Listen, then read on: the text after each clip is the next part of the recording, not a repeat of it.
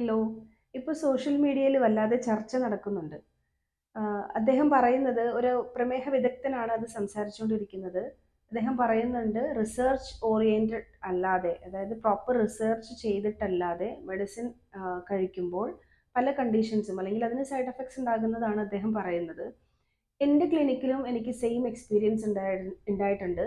ഒരു ആയുർവേദ മരുന്ന് കഴിച്ചു. അതിന് പ്രത്യേക ഒരു എക്സ്പേർട്ട് അല്ല ആ മരുന്ന് കൊടുത്തിട്ടുള്ളത്. ആഹ് ഒരു ആയുർവേദ മരുന്ന് കഴിച്ചു. അത് 3 കുപ്പി മരുന്ന് കഴിച്ചതോടെ എൻ്റെ ക്രിയാറ്റിൻ ലെവൽ കൂടി.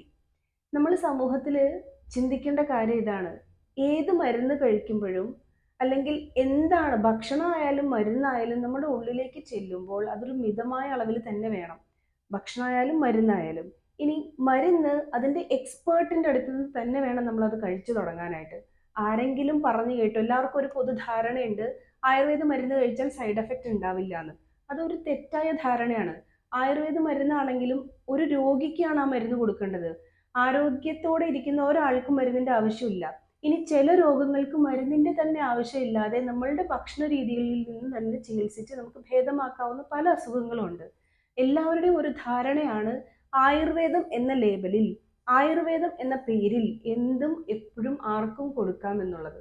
അത് തെറ്റിദ്ധാരണയാണ്. ആയുർവേദ മരുന്നുകൾക്കും സൈഡ് എഫക്ട്സ് ഉണ്ട്. So choose wisely.